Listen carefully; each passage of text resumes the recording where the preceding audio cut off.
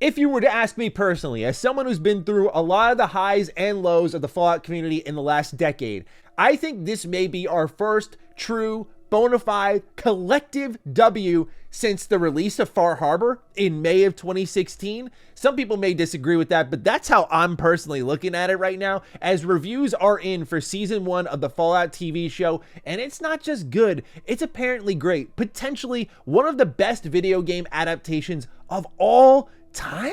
I gotta say, I was expecting some good things based on those initial leaks and the trailers. I wavered a bit on things like the NCR, which, spoiler alert, none of these reviews really cover from what I have scoured. So we'll see how things go in that realm. We'll talk about that as we get deeper into these reviews. But right now, things are looking really positive. So I'm very excited to watch this show as soon as possible. We'll be reviewing it over on Retro Rewind. So make sure you subscribe to that link in the description down below. Let's begin with IGN, who writes that it's a 9, a bright and funny apocalypse filled with dark punchlines and bursts of ultra violence. Fallout is among the best video game adaptations ever made.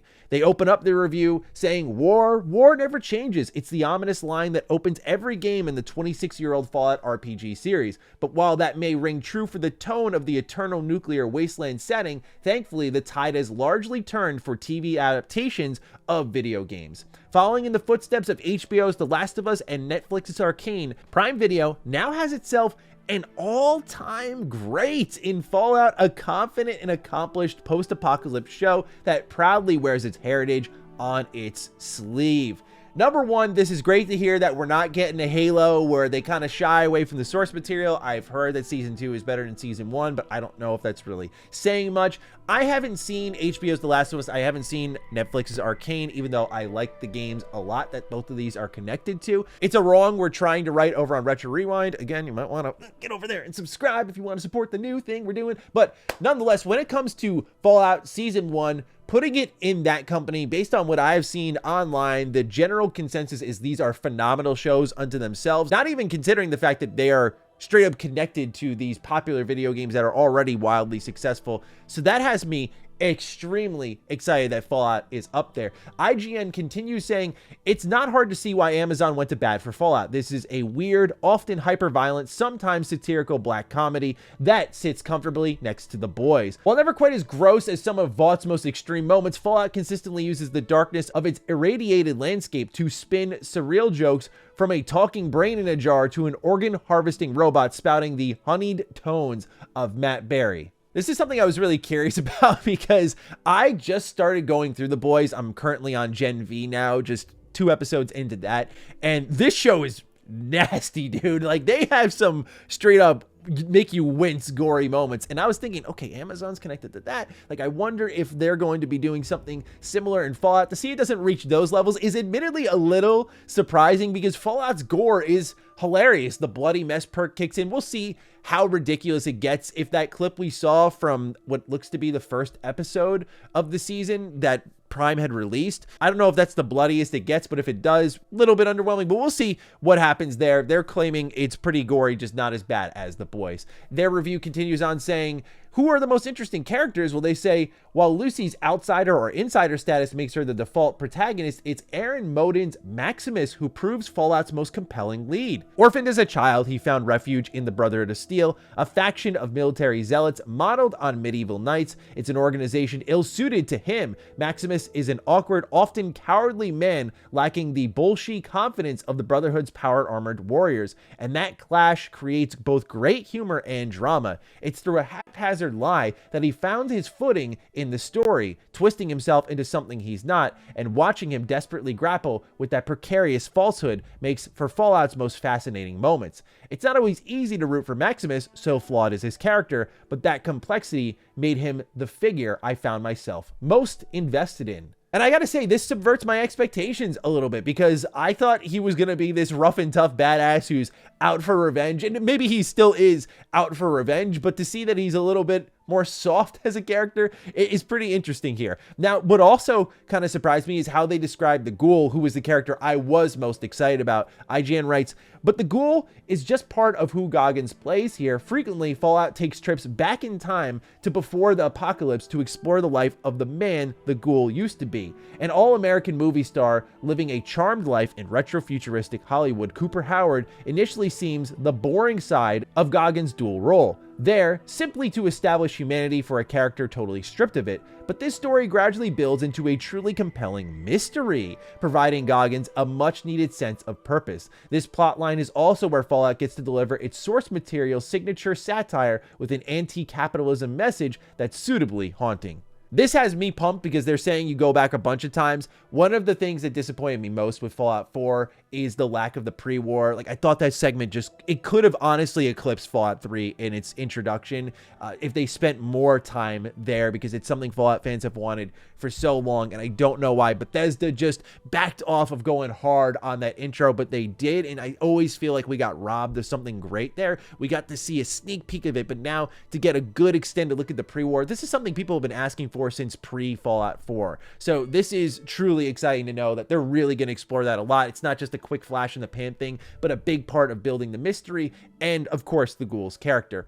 Now let's move over to Video Games 24/7, where they write in their subtitle here, what did I do after I rolled the credits on this show? I installed Fallout 4 in New Vegas, enough said. Wanted to highlight that in particular in case, someone from Bethesda is watching and just say, hey, look, people are ready for Fallout 4 next gen update. Like, an update on the update would be kind of sick. All right, let's keep going here. They write, this suits the show. Rather than a retread of a story like we've seen with The Last of Us or a new take on the franchise lore like Resident Evil, Fallout's TV show takes place in the same world as the games. Events of the games, especially the too often forgotten first two, are referenced quite a few times. At the same time, however, this is an entirely standalone story, just as Fallout 4 stands completely separate from Fallout 3, which stands apart from New Vegas, and so on.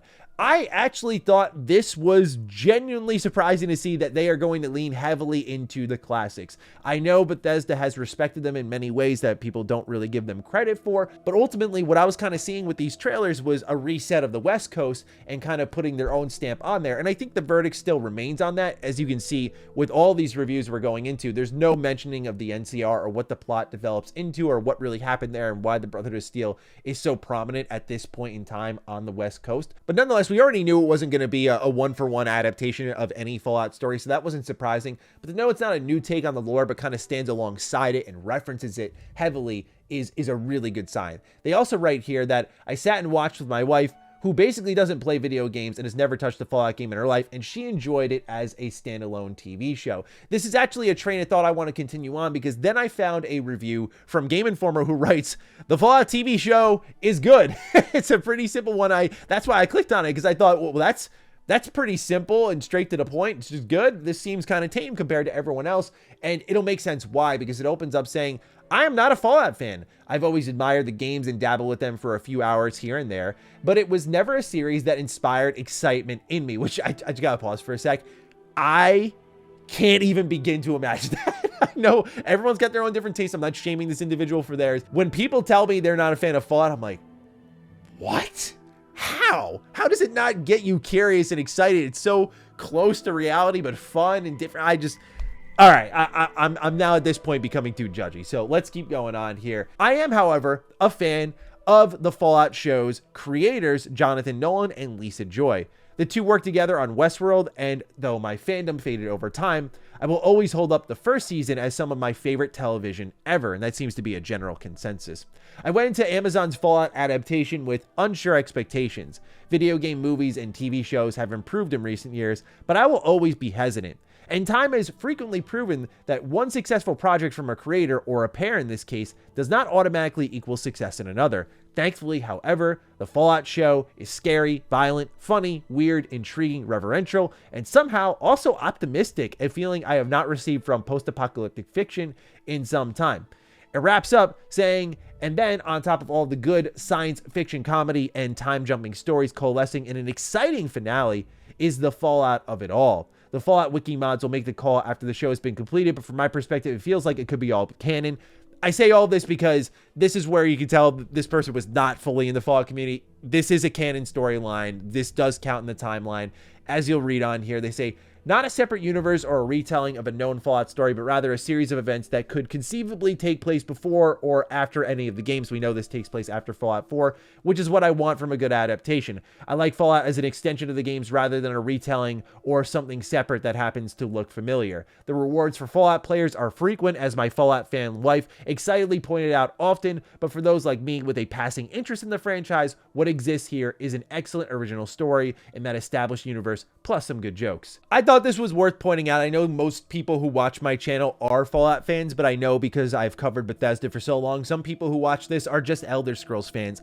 And the consensus does seem to also be that, hey, if you're not a Fallout fan, I enjoyed this too. So something worth keeping an eye out on if you end up having the spare time to watch the show, that if you're not a big Fallout fan like me and others, that you can still enjoy what's here, which is pretty exciting and speaks to what Fallout has always done, right? With its more separate storylines, bringing in more and more new fans. We also have this one here, which is a bold headline saying Fallout TV show review. This is from PC Gamer. The best Fallout since New Vegas. Amazon's 8-episode series is the kind of quality adaptation that would have been unthinkable a few years ago. They talk about some of the characters in the show they like. While those 3 main characters get the most screen time, they're not the only thing going on. There's an escapee from the Enclave, extended flashbacks to Goggins' character in the pre-war life, and in the same way Fallout 3 has things carry on in the vault in your absence, Fallout the TV show has an entire B-plot where Lucy's brother Norm investigates the mystery of his home, Vault 33, and the connected Vault 32.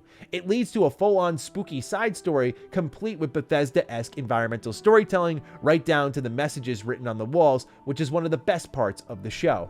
This has me excited because what it sounds like to me is, and IGN's review did say this, so I don't want to act like this is my own thoughts, but it does sound like a series of quests. Like there's just a bunch of different quests going on in this world. It also excites me because right as this review called back to it, Fallout 3, one of my favorite things is when you go back to Vault 101. It's an absolute shit show. And so what I thought was going to happen based on the trailers is like Lucy was going to leave Vault 33 and that was going to kind of be it, right? But now it seems like her leaving is not the end of that story there. And we get to see potentially the downfall or the undoing of a vault in real time, which we have experienced before. And in my opinion, is some of the best parts of the entire franchise. Like Vault 101 is iconic. Maybe we get a little bit of that energy here. I'm never going to say something's going to come that close to that intro because that is one of my favorite moments ever. Just as a gamer, like I will never skip that introduction ever. But to know that we're going to get to explore the potential downfall and mystery of a vault is exciting because that is one of my favorite parts of Fallout. It's not just the setting and exploring this location and seeing how the apocalypse has changed it, but also learning about all these twisted vault tech experiments and exploring what messed up things were going on here. Like I truly am so excited about that because now, you know, connecting it to the pre-war and vault tech is going to be a frequent part of that. And then we get to see this mystery of this vault. I imagine those two are going to synchronize beautifully. This review also continues on saying it helps that it nails the little details too. When Lucy modifies her vault jumpsuit after spending some time on the surface, she adds a leather shoulder pad just like the armored vault suits have in the game. Characters eat Yum Yum deviled eggs and Blamco mac and cheese, pass a dilapidated red rocket and a sunset sarsaparilla factory, and the horrors are offset by ironic doo-wop. While the visuals owe a lot to Fallout 4 in particular, some of the deep cut references that go all the way back to the original games, and of course, there's a dog, which we already knew dog meat was going to be in this game. But yeah, they are going to give us some deep cuts back to the originals. This is the second time we've seen this. So yeah, I'm just stoked. Really, I am. Like, just to see how great it is, how much reverence it has for the history. To me now, it's just about delivering that story when I watch it. And I gotta know what's going on with the West Coast, what's going on with the NCR. Why is no one talking about the NCR? What's going on with Shady Sands? Like, what is going on here? I am so curious. So I'm hoping this isn't the building of a situation where the reviews are really positive, like Fallout 4 had insanely good reviews, and then the fans get it and they pick it apart and they're like, no, this thing is a failure and they disrespected the lore here, and here. I'm hoping it doesn't turn out like that because I feel like it's just clockwork for every Bethesda related project, but I'm feeling hopeful. It seems like there are a lot of hardcore Fallout fans who have seen this and really liked it. And so fingers crossed on that, but we won't have to wait long to find out. Our review will be out, and I'll make sure you're alerted here for Season 1 of Fallout on Saturday over on Retro Rewind. Again, make sure you subscribe there if you have yet to already. Ladies and gentlemen, thank you for tuning in. Let me know your thoughts on the Season 1 reviews for Fallout, and I will catch you in the next video. Stay sexy, stay active. I love you all. Peace.